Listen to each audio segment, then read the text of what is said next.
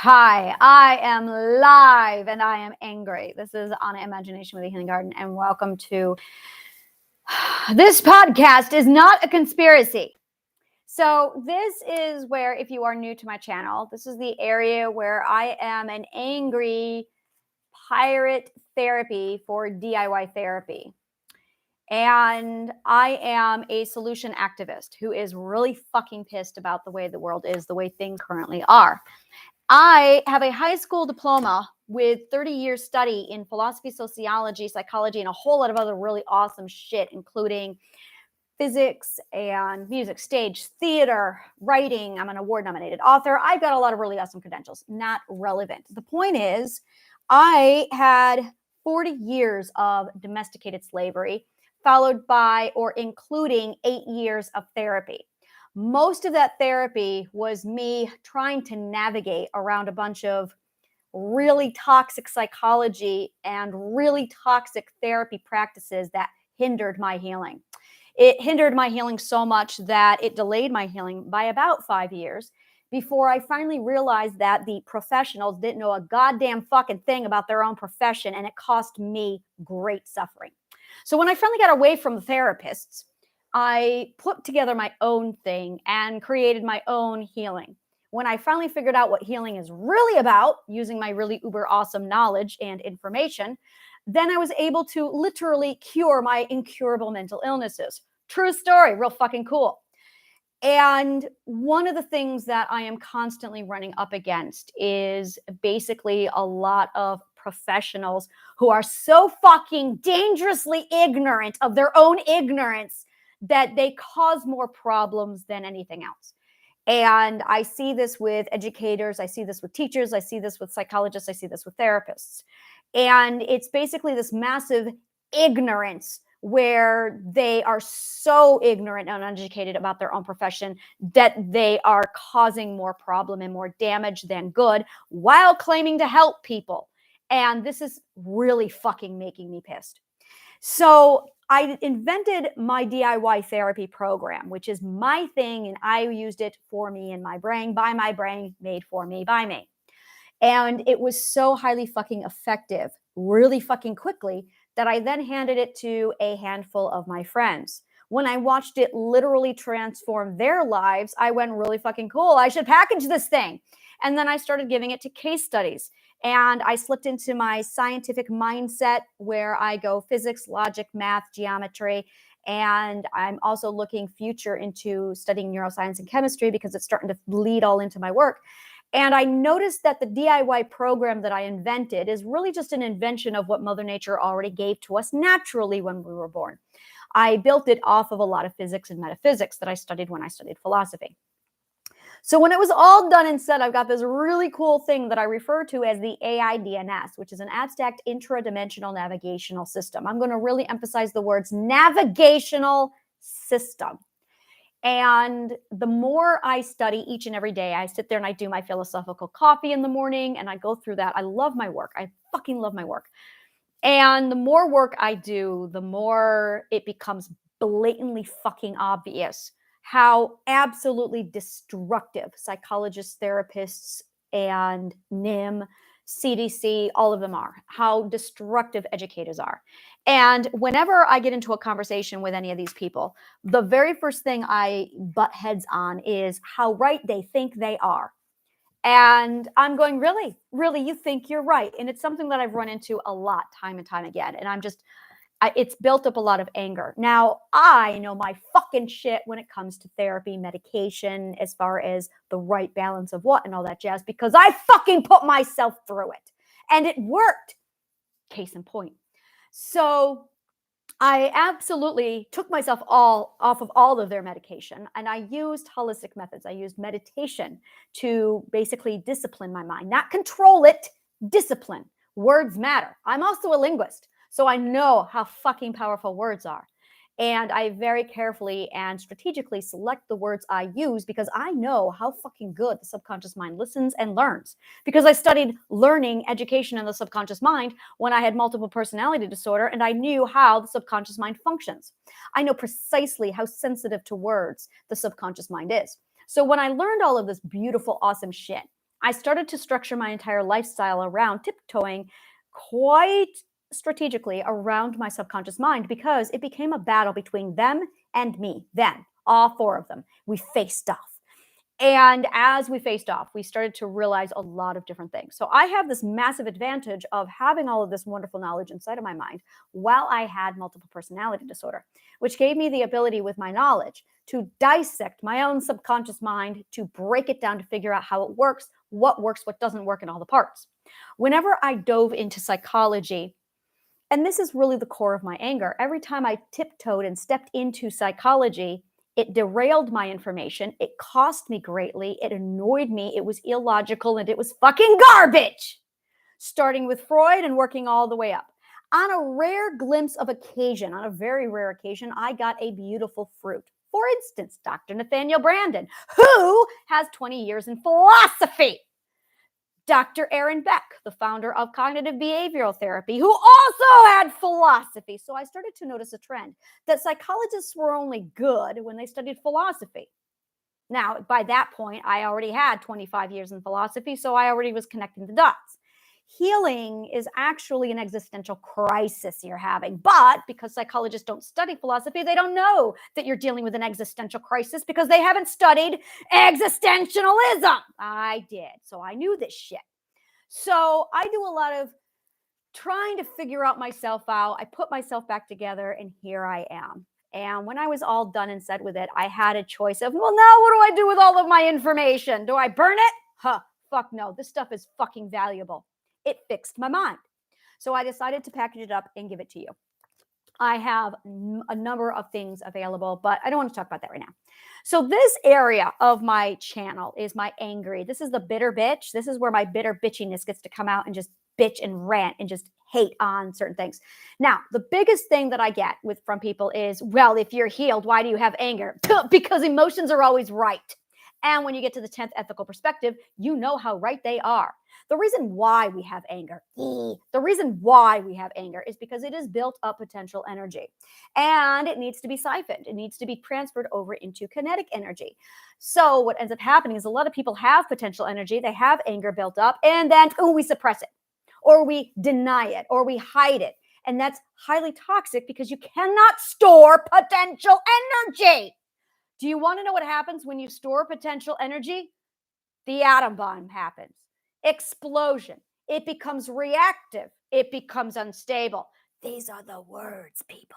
It's physics. So when you have emotional energy that stores up into potential energy, which comes from our chemical energy, which is what hormones do. Hormones, dopamine and adrenaline and dopamine and oxytocin, all of these are hormones. It's chemical energy and it transfers into emotional energy. Who'd think it? So as this potential energy increases, it builds up potential energy. Now, when you have potential energy, it has to be converted and transferred over into kinetic energy. This is where momentum comes from. If psychologists studied physics, they would know this shit. Now you see why I'm angry. Because you got a bunch of dumb fucks studying something they know nothing about. So as the potential energy builds up, it gets transferred over into kinetic energy, and then you can strategically, using logic, logician, from philosophy, you can strategically use the energy built up to purposely direct it into something beautiful or productive. For instance, I'm really fucking angry. So I've built up this beautiful potential energy and I have to siphon it into something positive and productive.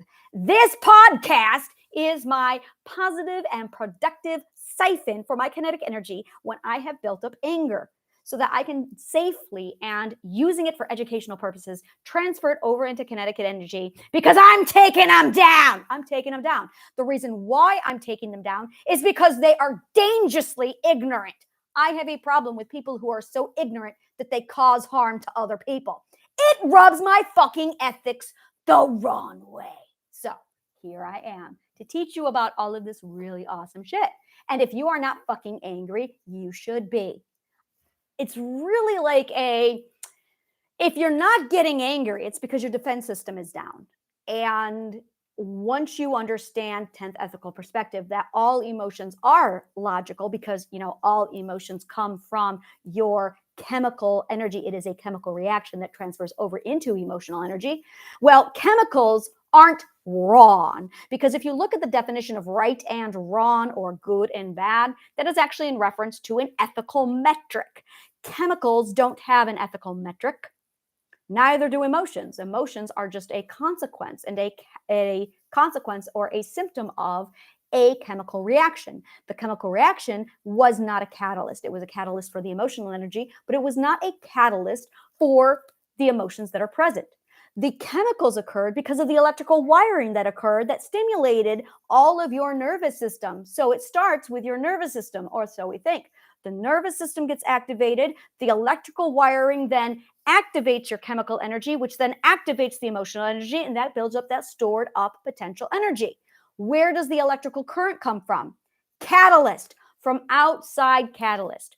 For instance, I have a bunch of really educated people who claim to know their shit, who actually don't know goddamn anything about what it is they do.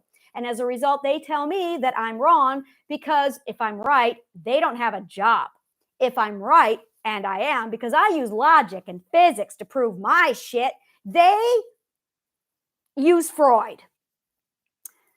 So as a result, I threaten them. And as a result, I get a lot of real solid pushback from the people who are making a lot of money off of you being sick. Now, I'm angry because they're putting you through the same bullshit that they put me through. So these people are doing some real unethical, shady shit so they can make a buck off of your being sick, which really fucking pisses me off because it delayed my healing for 5 years. And believe you me, it was 5 years of severe suffering because they wouldn't do their job. Actually, they were doing their job. They were collecting money for their government and funding at my fucking expense and at yours. So this is how I get vengeance. I educate you. I teach you. You don't need them. Welcome to DIY therapy. Here is all the logic and the physics to prove how to do this all on your own because you don't need them. Very first lesson of any kind of therapy or psychology or anything you want to get into is you can save yourself. And this is what they don't want you to know. They want you to think that you need them. Well, that's codependency. And if they had studied psychology properly, they would know that they are codependent with you, that you have a parasitic relationship with your therapist, which is why you really shouldn't go to therapy. See how this keeps going back and forth on itself?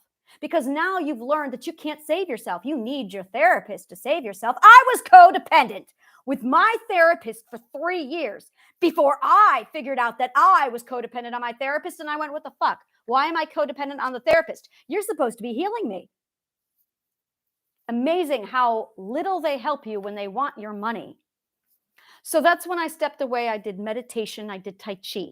And I did a whole lot of research, piecing all of the elements that I knew from all of my education together. When I did that, I found out how to cure myself. As soon as I got to the apex, the omniscient point of view of my comprehension of what was wrong with me and what's wrong with all of us, I was able to go, oh, I understand what's going on here. And I was able to immediately, and I do mean immediately, switch my brain around to get it where I needed to get it because I knew how to do that. So I really just needed to come on here and get all of that out to state very clearly for my benefit that this is what I do. I am a pirate DIY therapy person. That is what I do, as DIY therapy. And the reason why is because I am huge on the, if you feed a man a fish, you feed him for a day. And that is 100% absolutely what the teaching and the psychology field and industry is built on. They just want to keep spoon feeding you. It's a very codependent, enabling, toxic environment. So in this space, in my channel, I talk about all the fucking shit that no one wants to hear about.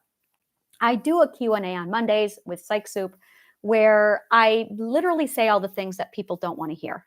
And here's the problem with not being honest. When you are not honest, it costs you suffering. And that's a huge fucking price. Believe me, I know. And the more we tiptoe and eggshell dance around the real issues to save face and preserve people emotions, it doesn't get anyone anywhere. And it causes significant damage and harm. I was in a toxic, narcissistic, terroristic domestic environment for 12 years with a horribly abusive husband. Trigger warning. My husband was so fucking abusive that he would line up my children and use beatings on all of them in front of the other as a means to torture them, to get them to confess. I had no idea he was doing this. But my therapist knew how abusive he was. I would go into therapy and she would say something every now and then. And I'd be like, why would you say that? She would say, Freudian slip or on purpose. I can't tell which. Yeah, you're in an abusive situation now. I am? Oh, well, let's talk about this. And she would change the subject on me. She fucking knew it. Now, I was not going to resist her. I wanted the fucking truth. I valued her opinion. So had she opened her dumb mouth and actually told me the fucking truth, I could have spared my children 8 fucking years of being tortured.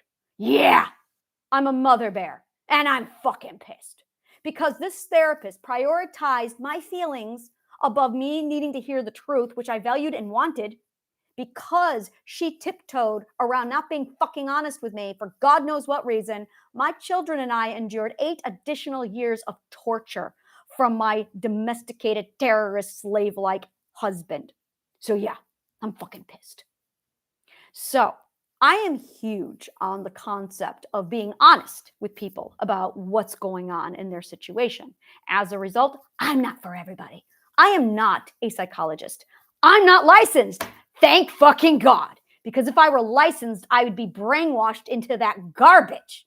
Fortunately, I did my own research because I know how to self-teach. I trained myself, compliments of Plato, on how to recognize confirmed bias, prejudice, and all types of other bias. I did nothing but study biased behavior for about 10 years, from 1995 to about 1995 to 2005. All I did was study biased opinion because it's a part of logic. I started studying logic when I was 15 years old, 1995. So I am huge on studying prejudice and bias and how that alters lab results, science, and research when you are trying to form an opinion. I'm also a historian with over 30 years of studying all of world history, not world history, I didn't do world history, European history, Roman Empire, all the way up to the 1700s with the signing of the Declaration of Independence. I studied Norway's, Celts, Ireland, all of Europe, and anywhere the Roman Empire touched, I studied. I have little to no knowledge on China, India. I did not go into those. I barely touched toes in those. So when I studied history, I studied the Roman Empire and the entire Eastern or Western Roman Empire, the Western world, and Europe, right up until 1700s. So that all being said, one of the things that I ran into when I was doing those studies was constantly running into the contamination of the Christian church. If you are a Christian, this is not going to be a good place for you. I'm going to tell you right now, I loathe fucking Christianity. They are one of my biggest thorns in my side because they tampered so much with the history books and they made my life so fucking difficult. First, with me trying to do the work I needed to do the research. Every goddamn time I was on a historical trail where I was finding the truth, Christianity involved themselves and rewrote the history books and wiped it clean, making my job as a historian fucking difficult.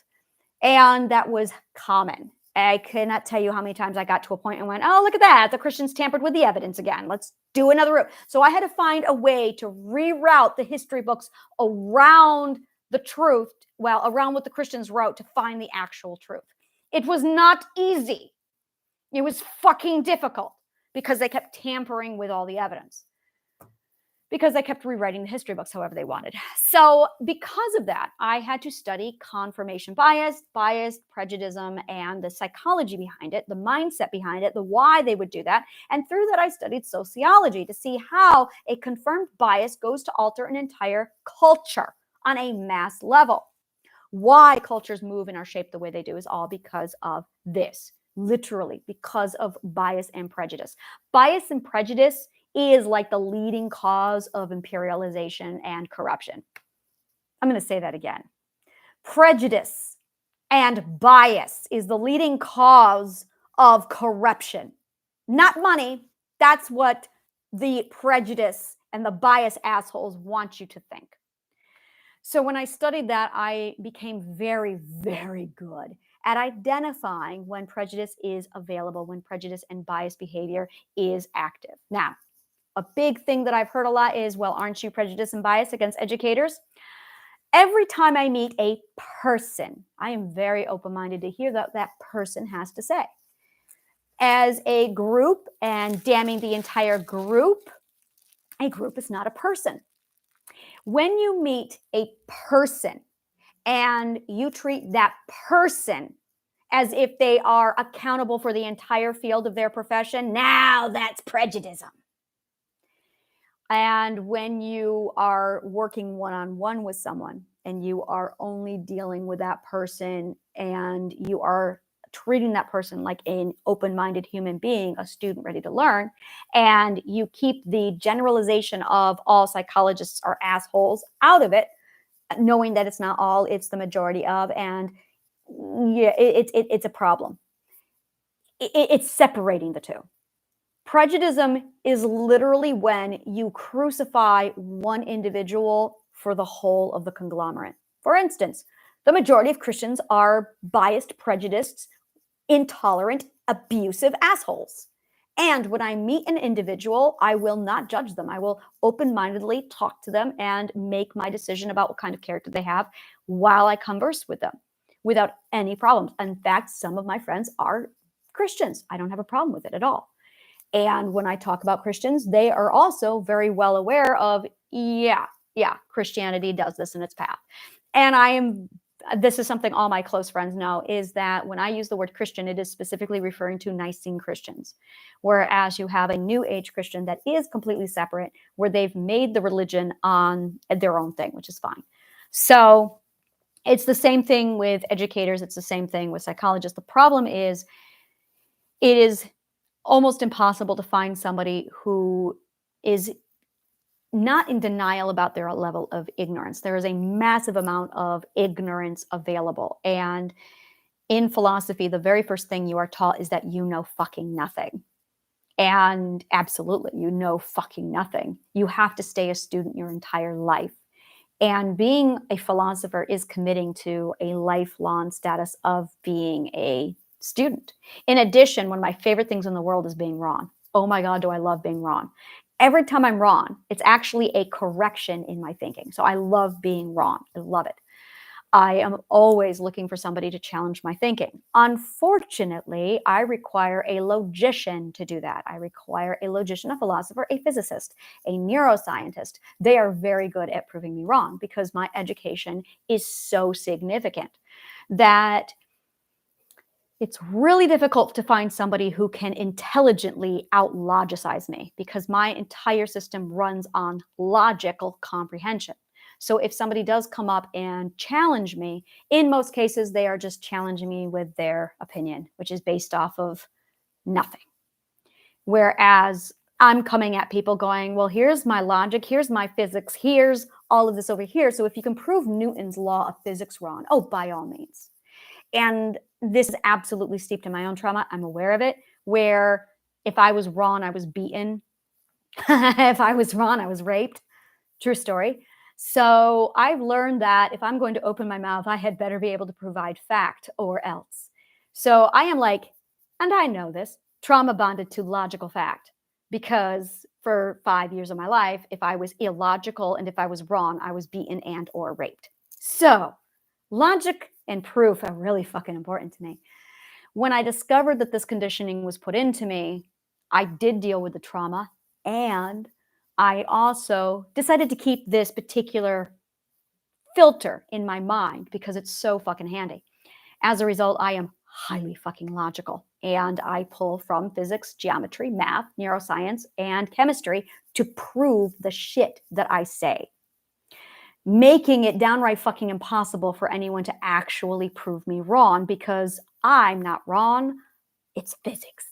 So when I present any of my argument, and I've got educators or psychologists who have an invested interest in being right, arguing with me, it really rubs me the wrong way. And that is when I noticed I was getting more and more angry, is because they are dangerously ignorant to the point where people are in therapy for 20 years. People aren't healing. The pandemic with mental illness is as severe as it is. And I'm just getting really fucking pissed about it. And I should be pissed about it. You should be pissed about it. You've been taking for a fucking ride. If you have been in therapy for longer than 1 year, your therapist is incompetent. If you have been struggling with therapy and PTSD and all of this mental shit, it's because they don't have a fucking clue what they're doing. Bottom line, I cured my codependency in 2 hours because I know what I'm fucking doing. And that's the difference. I cured my borderline personality disorder because I know what I'm fucking doing. And when I started to figure out what exactly is going on in the mind, game changer, completely different game changer. And I'm walking fucking proof that my theories and my system works, because the better I get at this, the healthier my mind gets. And there's so much toxic bullshit out there in our society that it's contaminating our mindset. It's contaminating our words. And it's absolutely fucking people up left and right. And then I sit down and I talk to people and I hear things from people that just piss me off. Not because I was them. I was you. I've been there. And it's not hard. It's not complex. They made it complex to make it inaccessible to you, so you need them. They're fucking narcissists. I noticed that 3 of my therapists had mental illness. And I'm going, really? Really? You have mental illness? What the fuck? What the fuck? You're a therapist. That's like having an overweight nutritionist. That's like being a bad teacher. It's your fucking job. How are you charging people for money when you can't even do your own fucking job? And bottom line is, and this is what psychologists don't want to tell you, they don't have a fucking clue what they're doing. Fun fact about schizophrenia. I have the forums and the documents to prove this. Like, this is substantial information. To this day, no psychologist has any fucking clue what schizophrenia is. There was a research that was just done recently where they spent $500 million on research to figure out what schizophrenia is. They don't have a clue because they didn't study dimension theory, physics, or metaphysics. Had they, then they'd know.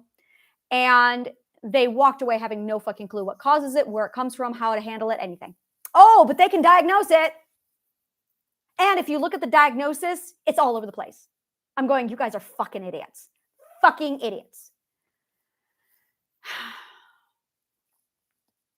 After $500 million spent on the research for schizophrenia, inconclusive. They knew nothing more than when they started. You're the one who ends up having to pay for that shit through taxes because they're fucking clueless. That's the kind of bullshit that psychologists are putting on. And it's like, what the fuck? They don't have a fucking clue about schizophrenia. They're diagnosing it without having a fucking clue what they're doing. Fucking stupid. So, yeah, I am absolutely get the fuck investedist. All they want is the fucking money. Now, as far as how to straighten out your brain, my philosophical coffee every morning, this is my angry area. This is where I just vent and bitch and talk about the obvious truth that everyone needs to hear about. My philosophical coffee breaks down the healing process. I just finished up my Stepping Stone series. I fucking love my Stepping Stone series. And that breaks down the healing process to get you ready because there's a healing mindset. I am currently working on my books. I have several workbooks and you only need one of them. The first one introduces it and then it walks you through the 12 ethical stages of growth. I have an AIDNS, which is the thing that I invented, which is basically, I'll give it to you. The AIDNS is composed of my philosopher's compass, which is pulled from philosophy, which is why it's called a philosopher's compass. And Pythagoras' work is part of that.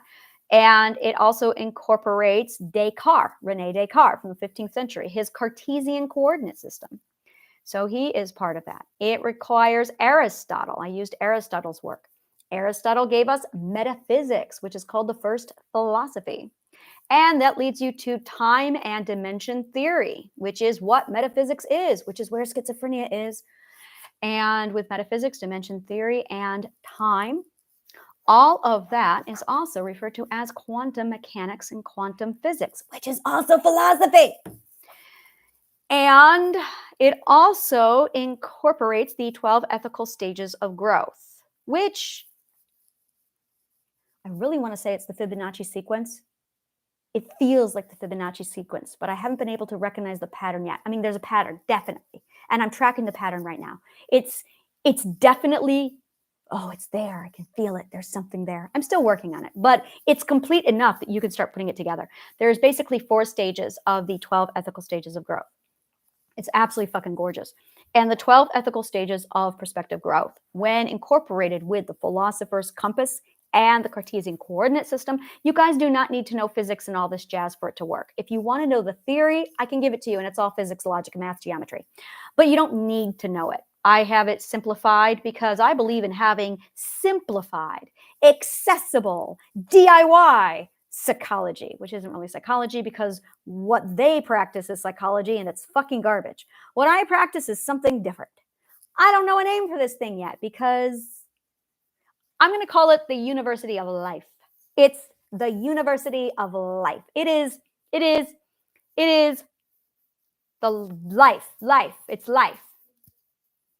And this is what I love about it, is I've got this question here. I'm going to pull up my question. My question is this: what do you want out of this experience?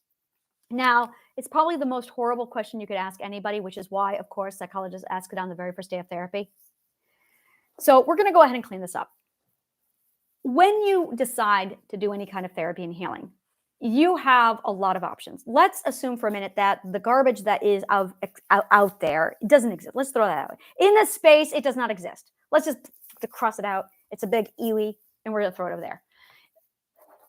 What this is the University of Life, my AIDNS. So you have this AIDNS. Now, before we get started, before you dive into my wonderful world here, the first thing I'm going to say to you is, look, you can do a lot of things with this AIDNS. It can accomplish a lot of things for you. But before we get into all of the things it can do, I really want you, and I'm going to be talking about this in Philosophical Coffee tomorrow, we really need to break down what you want done with it. So here are your options. You can heal mental health with this thing. You can improve your job and career. You can get your dream home. You can have a better family. You can have fantastic relationships. You can improve your money situation. You can improve your mindset. You can get rid of and cure many physical sicknesses. You can better your parenting. You can improve your learning. That's it. That's it. You know, life. It's life. So there's probably the majority of you are going to go, oh my God, all of those. And that's okay. You can do all of those. The best thing is most of these are symptoms. So as you focus and clear on the AIDNS, as you work at Philosophical Coffee, as you grab my workbooks and go through the course, oh my God, it's a symptom. You are curing symptoms by addressing the core problem. And the core problem is your AIDNS. So as you fix your AIDNS, those 10 things are just going to improve because they're symptoms. That crap psychology just cleans up symptoms by putting Band-Aids on amputees. I don't do that shit. Instead, I go right to the core, which is the AIDNS. The AIDNS, I invented it. It's mine. I built it. And I 100% modeled it after what's already in all of our brains, built by Mother Nature. Really, what I did was define it. I invented this like Newton invented gravity. Gravity kind of already exists. The AIDNS already exists. Yours is probably miscalibrated. Mine was really miscalibrated. I found out how to calibrate it. Your subconscious mind is a navigational system into the abstract mind. That's all. That's all. It's just a navigational system. And once you understand how it works and how to calibrate it, you're fine. Your abuse, your trauma, your life just fucked up the calibration. And when you recalibrate it, you're fine. How long does it take? Well, my gorgeous case study, number 2, 2 sessions. Done. 2 sessions. 2 sessions. That fast. And yeah, that's it. That's it. If you are a DIY neurodivergent nerd who loves the hard truth, this is going to take you no time at all. If you want to be spoon-fed, get out. Get out. If you want to be spoon-fed, get out. I don't do that shit here. And this is why, is because you have a choice.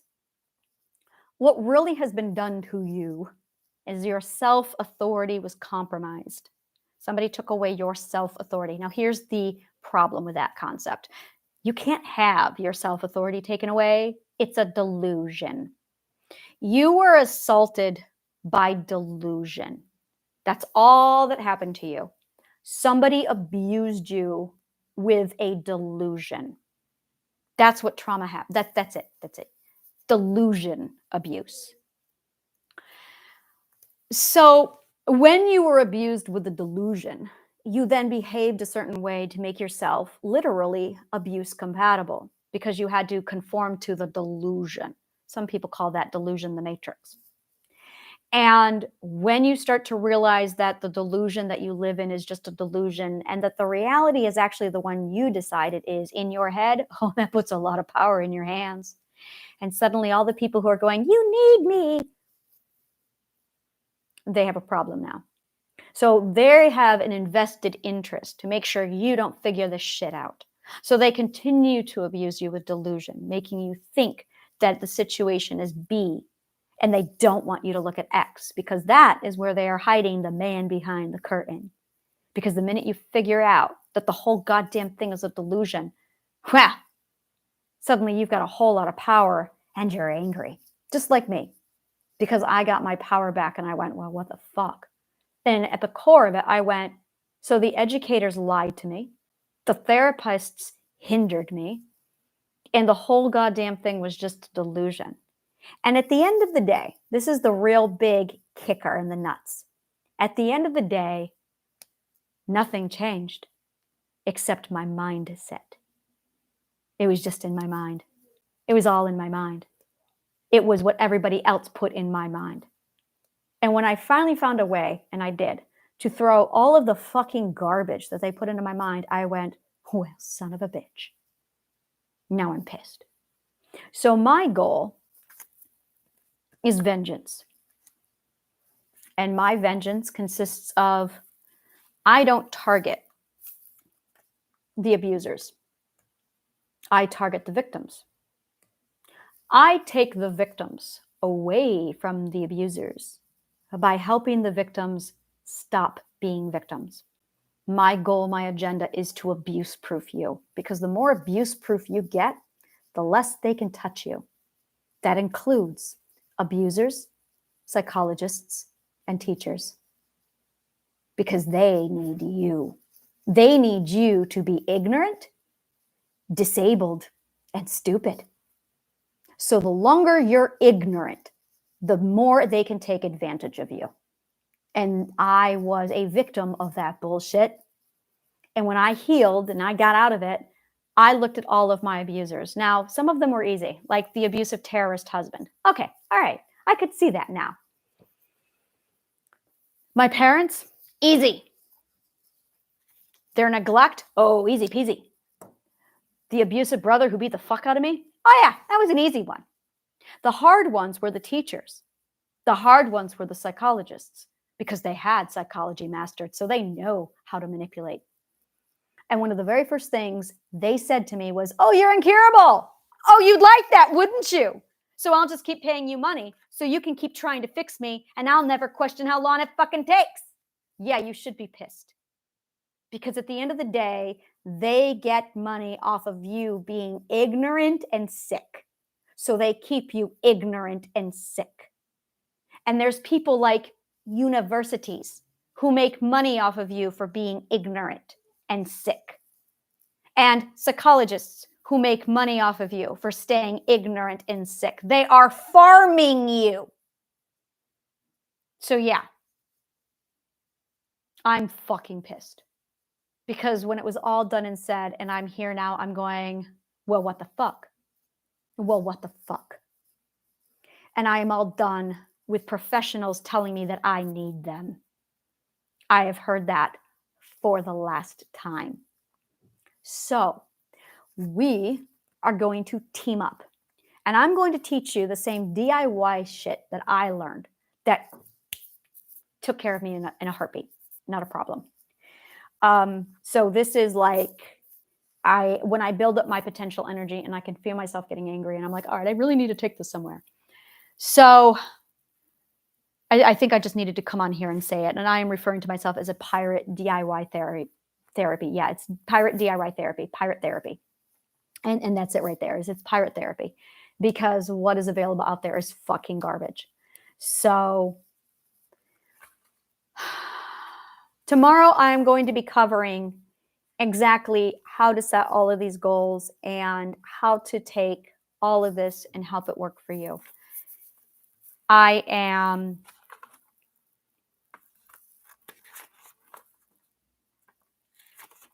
It's funny because what you want to make out of your experience, and it's really setting yourself a goal, but it's not a goal, it's like 10 goals. You really need 10 goals.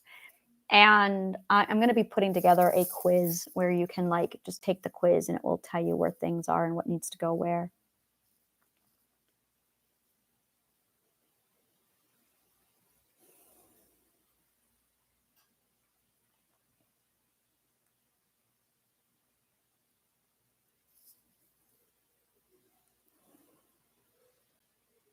I'm also putting together an ASMR meditation that's going to be available, and it incorporates a whole lot of fucking shit all in one place.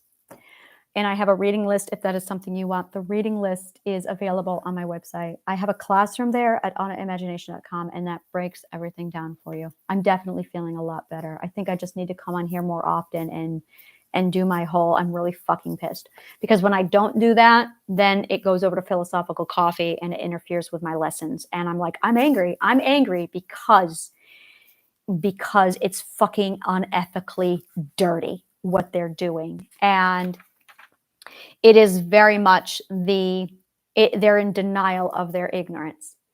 And and this is something we learn in philosophy. When you start philosophy, in that hardcore lesson of understanding what you are, you're a student. And being open to learn is also a massive, everything you've learned doesn't work here. It's obsolete. And I was breaking down learning this morning and how the series I'm working on now is called Comfort, Learn, Save, which is the fucking core to this. It's comfort, learn, save. And then from comfort, learn, save, that stems from self-doubt. And self-doubt is from self-authority, compromised self-authority. So if you were to look at the hierarchy, the pinnacle, everything that is mental illness, compromised self-authority is at the very top. There is nothing before that. There is nothing. That is the beginning. That is the beginning. Self-authority is the beginning. Self-authority gives you confidence. If you don't have self-authority, if somebody compromises your self-authority, you develop self-doubt. You have your comfort, learn, save. This diagram, this comfort, learn, save cycle. If you have confidence, you go through the cycle without any kind of a problem. You know how to comfort yourself, you know how to learn, you know how to save yourself. And then you comfort yourself, you learn, you save, and it just keeps fueling, and that builds your confidence, that reinforces your self-authority. And that is the pattern. But if you have compromised self-authority, you then have self-doubt. And instead of doing comfort, learn, save, you develop another paradigm. And that is fear instead of learning, enabled instead of saving, and then no comfort, which reinforces fear, not learning, which reinforces more enabling, which reinforces no comfort. Proceed along that enough and you develop the first ethical perspective being corrupted. You lose courage, which is from the first ethical perspective. You lose the ability to be vulnerable, which is the second ethical perspective, and also the learning perspective. You no longer learn. As a result, you also learn the ability to be a student with a student, and you do not learn how to trust. You lose that also. Those are your first three ethics. When those get compromised, you develop, depending upon which of those get compromised, all of the mental illnesses. Every one of them comes from the lack of those three ethics. I call those identity displacement disorder, which pretty much summarizes all of it. Identity displacement disorder. Now, there are variations of all the different ways you can have identity displacement disorder. Bottom line, every mental illness that we know of today is a variation of identity displacement disorder. Every one of them is a variation. There is the identity displacement disorder, and there is basically confusing your first person point of view with a third person point of view. That is part of identity displacement disorder. In addition to that, there is one other thing that occurs. The other thing that occurs is your pendulum paradigm. It is the parenting pendulum paradigm. The parenting pendulum paradigm is, let's just call it the pendulum paradigm. The pendulum paradigm is the learning cycle, comfort, learn, save, that gets jammed up and disrupted. When that gets disrupted, your pendulum paradigm stops swinging and you get stuck in black and white thinking. The pendulum paradigm is when you go from here to here to here to integrate. You're supposed to indulge and then avoid and then integrate, to indulge, to avoid, to integrate. And to get that, you need comfort and then you need comfort and then learning and then save yourself. Comfort, learn, save, over and over again. That's how we learn. That's how we grow. That's how we evolve. And as you get that, it spirals through and you build up confidence and self-authority. However, when trauma happens and people interfere with this, they compromise your self-authority, which provides you with self-doubt, which makes you impossible to get comfort, which leads you to more fear and you don't learn, which leads you to needing to be saved from other people, which is enabling and codependent. And that spirals until the first, second, third ethic are no longer accessible. And now you have identity displacement disorder. And now you can't tell the difference between the first and the third person point of view. And then you get stuck in the pendulum paradigm where you're in black and white thinking. That's your mental health in a nutshell. So to reverse all of this, you need to go back to the beginning, which is your self-authority. Self-authority is the fix. You fix your self-authority and you shift yourself over to confidence, which corrects your comfort, learn, save, which corrects your first three ethics, which corrects and dissolves the identity displacement disorder, which fixes the pendulum paradigm.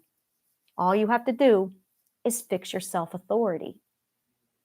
That's really all any good therapist should ever talk to you about, because they should know, had they actually studied the proper techniques and the proper theories and all that jazz from philosophy and physics, they would know that self-authority is at the core of all of this, and that's really the only problem. Oh, wait, they do know, which really leads me to wonder, is it manipulative or are they just stupid? So self-authority, let's talk about that. Self-authority is hidden. There's a lot of little things that we miss that we don't realize is self-authority that's been compromised. And because people are so ignorant on self-authority, it leaves them open to abuse. When I say abuse-proof you, I mean it. When we abuse-proof you, what we are doing is teaching you self-authority. And then we are teaching you such strong self-authority and deductive reasoning with problem-solving skills that you have no problem figuring this shit out. It's absolutely a wonderful, wonderful method for you to use. Let me go on over to my graph. This is on my website. I have this gorgeous graph that I love to use. It really breaks everything down beautifully. And it is literally a walkthrough on everything. What is going on with mine? Let me hit refresh it at the top. All right, here it is. All right, so where is it? Oh, work alone workbooks. All right, so this is your cognitive core. Here it is. Nope, that's not it. Let's see if I can find it. I am looking for my itty bitty graph here. I have one very specific graph. It's a beautiful graph. Oh, yep, here it is. Perfect. And this graph starts off with curiosity and creativity. And that happens up with the learn zone. Basically, you have curiosity and creativity, and that's fuel for high desire, high action, gives you motivation and momentum.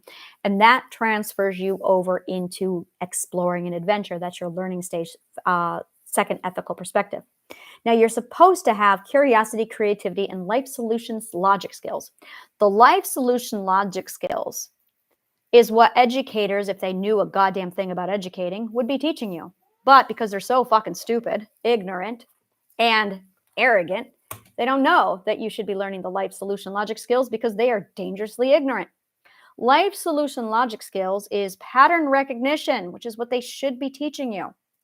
Omniscient overview, which is what I have in spades, which is why I can see all this shit. Component big picture adjustment. We're going to call that focusing. We're going to call that component big picture focusing. And then shifting points of view. And then identify and diagnosis. So these life solution logic skills is literally problem solving. Now, most people are not aware of it, so I will break it down for you. The things I just listed are the very things that a person is tested for when they are taking an IQ test. If you were to take an IQ test, they don't give a shit about the answers. What they are really testing you on is if you have the ability to do pattern recognition, omniscient overview, the ability to shift from component over to big picture, and then the ability to identify and diagnose a problem.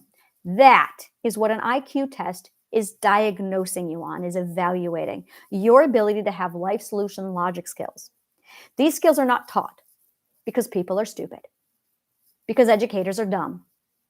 If educators were smart, like philosophers, because philosophers knew this, so philosophers knew to teach people this. Now, here's the thing. If you don't teach life solution logic skills, you're dead in the water. You will forever be dependent upon somebody else. They are the core of your independence and your freedom.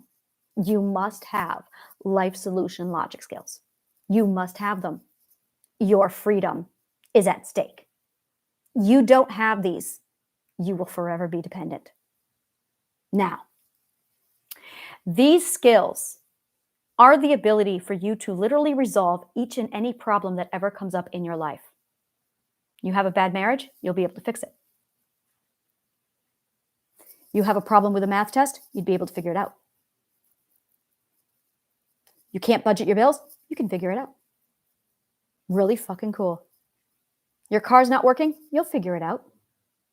These life solution logic skills is the difference between you can figure it out and, oh, you better pay somebody to take care of that for you because you can't. That's the difference. It is the difference between, I'm really bad at parenting. Well, you can figure it out. Versus, I don't know why my kids hate me. Now, that's because you don't have life solution logic skills.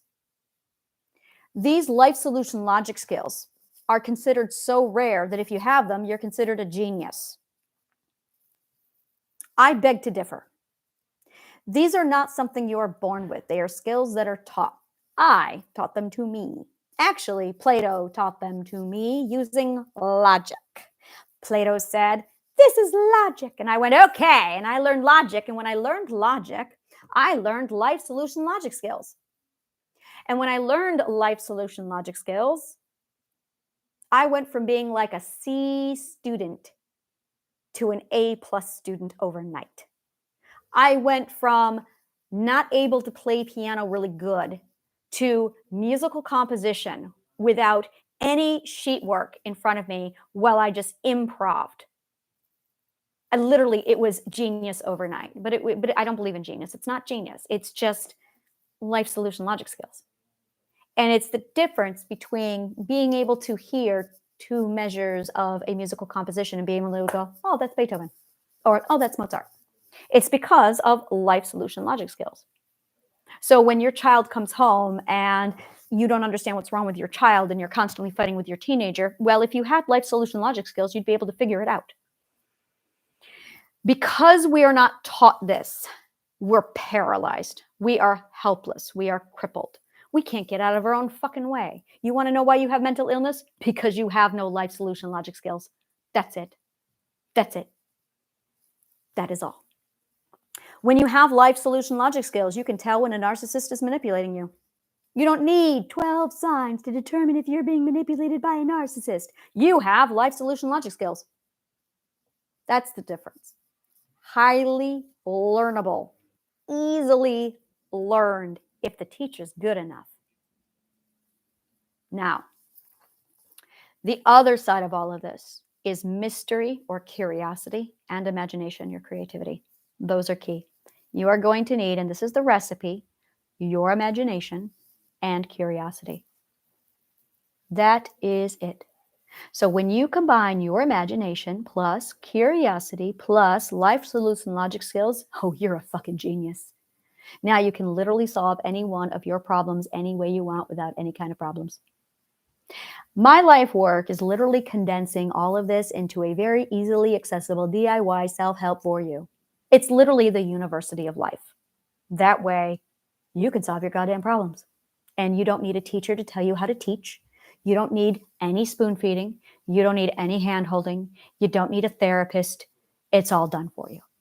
And I walk you through the entire process from beginning. Oh, so you want to have a better life. Here you go. You want to do mental healing. Okay, well, here you go. This is the roadmap. This is the compass. This is your AIDNS. Your AIDNS, your abstract intradimensional navigational system, is literally composed off of the life solution logic skills, how to use them, and then just by understanding the basic logic that's already embedded into you, you have the ability to just go ding, ding, ding, ding, ding, conclude it all and go, oh, I understand what's wrong with my life, and it fixes you. It's really fucking effective. So I feel better getting all of this off of my chest. I feel a lot better getting all of this off of my chest. A lot better. I have a number of books that I am working on right now. One of them is Unbreaking Me, which will be the first to release. I have shifted around the due dates on some of them because I want them done. I'm all about quality, not quantity. I am all about making sure it's done properly. And the first one I have is Unbreaking Me. And that is going to, I think the release date's in March. And that is a basic, like a 100-page storybook for easy access. This is how the AIDNS works. I have the Philosophical Coffee Workbook. There will be 5 workbooks total, and it takes you through step-by-step the entire process. The first workbook will be done in March. That one's almost done. We're just tweaking it now and editing it to make it look pretty. The next thing we are putting together is the Theory of Love. The Theory of Love is my it's all the philosophy, the physics, the logic proofs. It's all the formulas backing up my work to prove all the science. And that way scientists can come in and go, oh my God, this stuff is physically accurate. And oh my God, it's science. Yeah, it's just science. And it basically takes the subconscious mind and puts it on the map of, by the way, this is how it relates to science, and this is why it's science, and this is why it's part of physics, and this is why it's part of geometry, and yeah, there you go. Which is already done by Aristotle through metaphysics, but we lost that information back in the 4th century. So then I have, is that it? Unbreaking Me, Workbook, Theory of Love. 5, 6, 7. I feel like there was one more. Unbreaking Me, Theory of Love, and then the 5 workbooks. Yeah, that's it. So it's Philosophical Coffee's workbooks. The Theory of, oh yeah, I was going to do a handbook. It was going to be a handbook for healers, which I handbooks for healers and teachers. But that's going to be much, much later down the road because my focus is DIY healing at this point. DIY therapy. DIY therapy and DIY teaching. And they are absolutely 100% compatible. You have to do both because if you don't know how to self-teach, then you can't heal. So I start you off with teaching you how the learning center in your brain works. I start you off by teaching you how to do self-teaching. That way you immediately have the tools necessary. So we start off with how to learn. And then from there, I take you over to how to teach yourself. So then I teach you how to do effective self-teaching. And then we go right from there into the mental health. And then once we cover the mental health, then I teach you how you can now use self-teaching and the life solution logic skills to plug into the rest of your life, however it is you want, and how to get the most out of the program. So it's all cut dry right down for you, and it's all done. And it's so fucking simple. It is simple. It is accessible.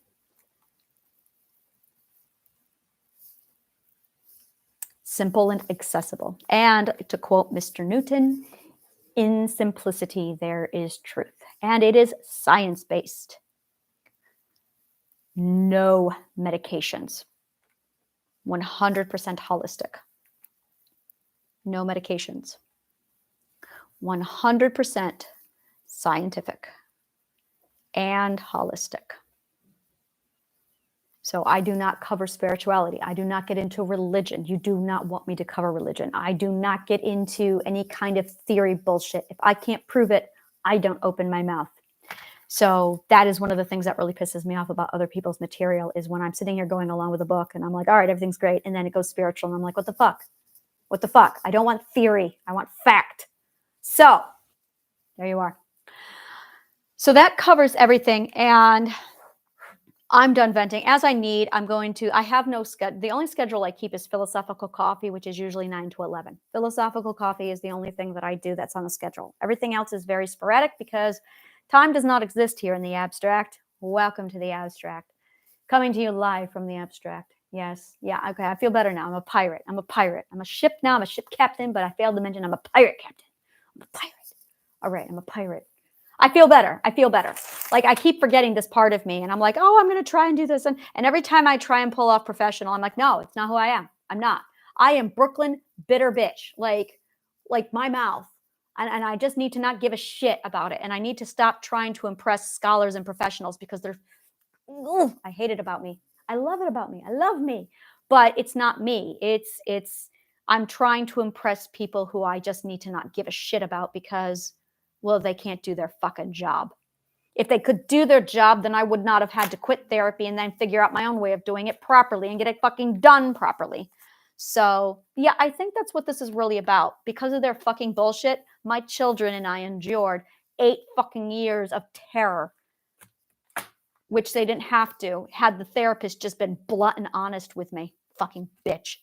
Yeah, that's really it. Like I said, there were so many times she just kept hinting at it and saying it. Oh, yeah, you're in an abusive relationship, but we're not going to talk about that. Literally. And I'm like, what do you mean by that? And instead of just talking about it, she changed the subject. And I'm like, you fucking bitch. And it wasn't until I escaped in 2020, my husband threw me out because he couldn't breed me. True story.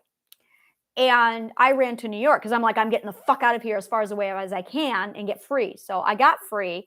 And when I got to New York, I was here for 2 years, a mental fucking mess, trying to put my brain back together, trying to figure out the big picture.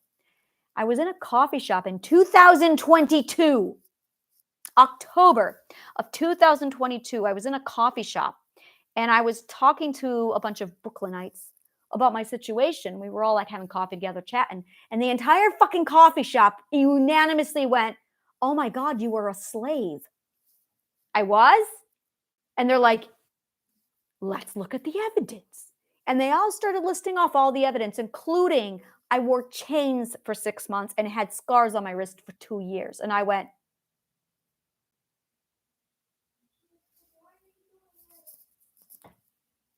okay, you have a point. I need to go home and look up the psychology of slavery. And when I did, I found out that my behavior, all the mental illnesses that I thought I had, were actually symptoms of slavery. Borderline personality disorder is a symptom of slavery. Codependency is a symptom of slavery. Stockholm syndrome, psychological entrapment, narcissism are all symptoms of slavery. Did you know? Psychologists know. That's how honest with you they are. Or that's how fucking ignorant they are on their own profession. I'll let you figure out which one it is. So when I realized that I was really dealing with slavery, it completely changed the way I handled my mind. I went, oh, my problem is not make sure you feel safe. I am safe now. No, my mantra became, I am free now. Let me see if I can show it you. Yeah, it's I am free. Because the feeling safe wasn't the problem. It was feeling free. And I've done a whole lot of psychology on what slavery does to a human's mind. And when I really processed the damage done to me because of the slavery and my need and fight for freedom, completely changed the game. We have invisible freedom in this country, and it's fucking disgusting. And if you want to know where I grew up in central fucking New York, right here in the United States. And I was a slave with 4 owners for 40 years. And they gaslit me so fucking badly. They abused my mind so horribly with their fucking delusions that I had no idea I was even a slave. Because a slave who thinks they're free won't fight for their freedom.